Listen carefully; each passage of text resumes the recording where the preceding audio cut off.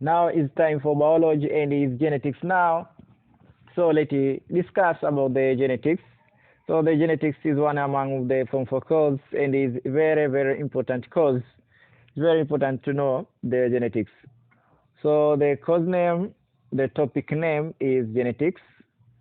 So what is genetics? What is genetics? So the genetics is the branch of science which deals with the study of inheritance and the variation.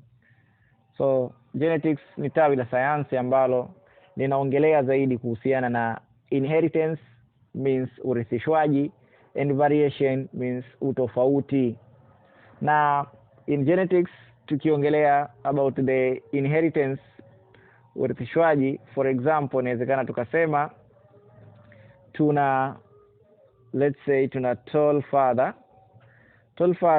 aka result watoto wake nao wakawa warefu, tall children. So this we call the inheritance, watoto wamerithi kutoka kwa baba yao. So this we call the inheritance. So another thing is variation means utofauti. Inawezekana tukasema the father is short, let's say short father and the offsprings watoto tukaona children au ni tall children, tukaona children au ni tall children. So this we call the variation, utofauti tunaona huu ni variation. So in genetics we are normally deals with inheritance and we deals with variations. So in genetics we have the many terms that are required to know. So the first term is known as heredity. The first term is known as heredity. In Swahili inawezekana tukasema heredity ni urithi. Kwa hiyo ndo heredity.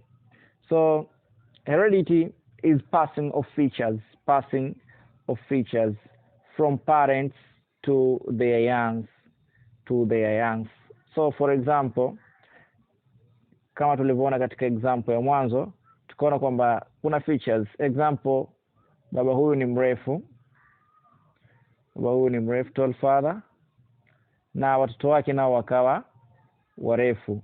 So tunaona kwamba watoto wamerithi kutoka kwa baba yao. So the passing of features from the parents to the offspring tunaita heredity. So we have the formal definition. Heredity is the passing of features from parents to their young. So another term we have the variation. So is kama tulivyoona mwanzo, variation tumeona kwamba mzazi alikuwa ni mfupi, watoto wakawa warefu. Kwa hiyo ni variation. Lakini pia katika variation inawezekana tukaona watoto wamezaliwa lakini watoto wakatofautiana, wengine warefu, wengine wafupi. Lakini pia katika variation inawezekana tukaona kwamba wazazi wao, parents wenyewe, au pia ni tofauti.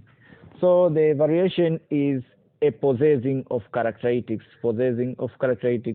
which are different from these parents,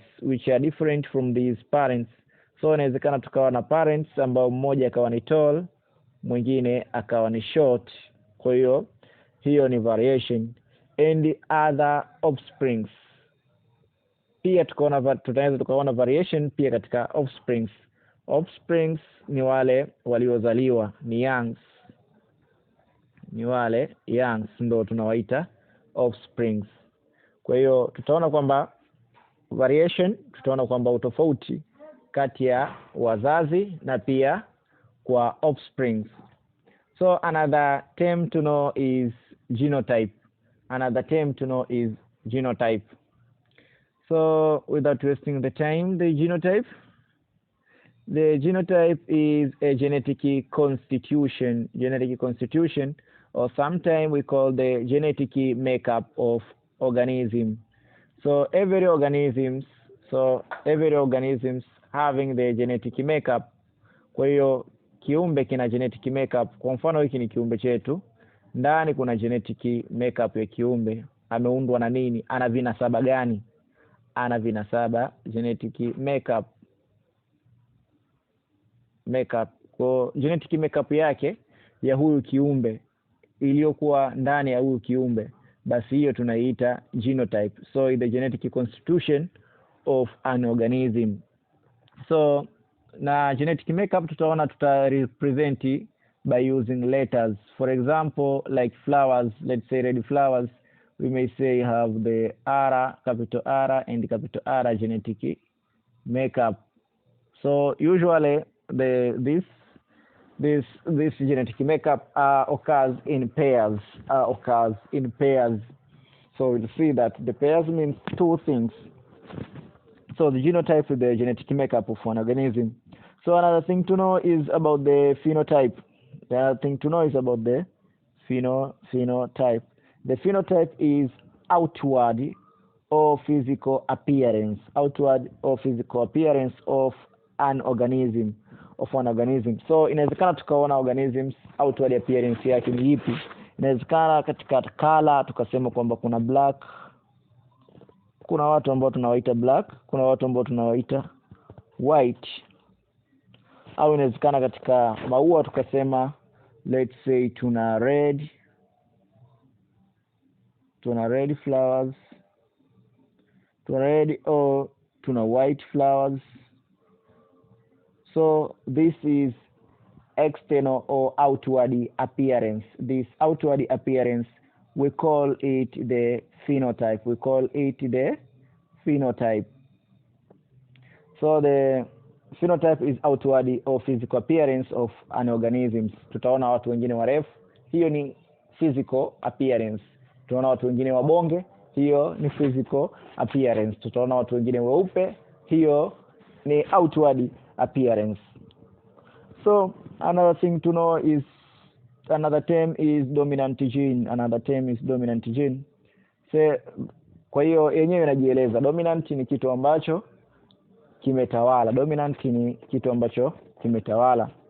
So dominant gene, tutaona kwamba gene hii imetawala katika expression ya organism fulani. Kwa hiyo tukitaka tujue dominant gene, kwa mfano tuconsider kwamba tuna flowers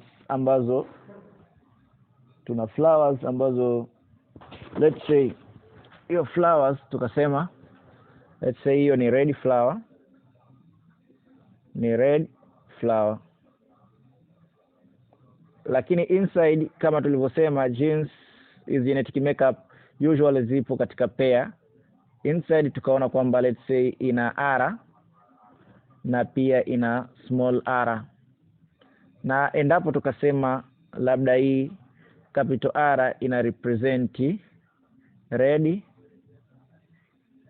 ni tabia ambayo inaonyeshana kwamba ni red, na hii small r ina represent white. Kwa hiyo tutaona kwamba the color of the flower is red. Hii ni appearance ambayo ya nje ambayo tunaiona.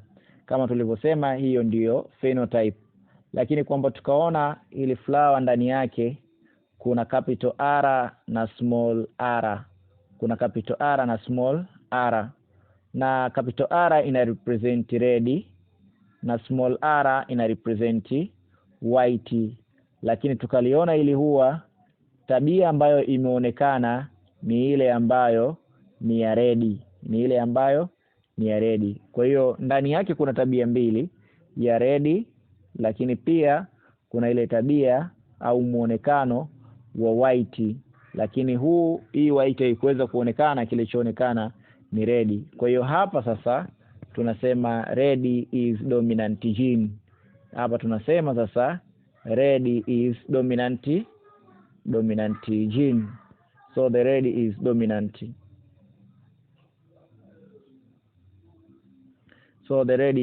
Gene. So by formal definition tukasema dominant gene is the gene that prevents the expression of another gene. So for example, capital R and small r tukasema capital R for red and small r for white, lakini kile kitakachoonekana kile ambacho kilichokuwa red. So the red is dominant gene. So another thing to know is the recessive gene. So kama tulivyoona katika example yetu kwamba red flower, lakini ndani yake kuna gene ambayo ni white na nyingine ambayo ni red. Kwa tukasema hii red ni dominant gene ambayo imeweza kuonekana, tabia yake imeweza kuonekana. Hii sasa iliyobaki ambayo imeshindwa kuonyesha utabia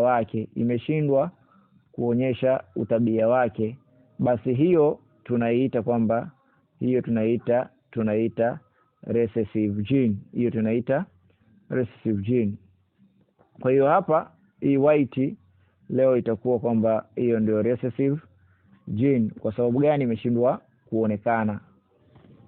So by formal definition we may say that the recessive gene is a gene that is masked by another gene. The gene is masked by another gene. So for example, tukaona small r is masked by the capital R, imefichwa na capital R. So you have another term that is homozygous. So the homozygous consider the genes generally occurs in pairs. For example, you have the capital R and the capital R. So let's R represent for red. So these two genetic makeup are similar. So this condition we call it the homozygous. So this we call the homozygous. So the genes will be the small r. In this condition, the two genes are similar in the condition we call also the homozygous. So these are the homozygous. So by formal definition, we may say the homozygous is a condition. Homozygous is a condition where two genes for a trait. The homozygous is above. The two genes for the trait are similar. So this is homozygous. So the two genes are similar. So another thing to know, another term is the heterozygous. So heterozygous, if we need to know the heterozygous, let's consider we have the, let's say, flowers. We have the flowers with genetic makeup, let's say the capital R and the small r. So let's say capital R represent red and the small r represent white. So we see that the two genes are present in one organism. And the two genes are different. This is red and this is white. So this condition we call it the heterozygous. So by formal definition, we may say that the heterozygous is a condition where two genes for a trait are different. When we say the trait, we means kwa Kiswahili tunasema tabia zao ni tofauti. Is a condition where two genes for a trait are different. So this is end of our today lecture. Welcome in our tutorials, and we will continue in other terms in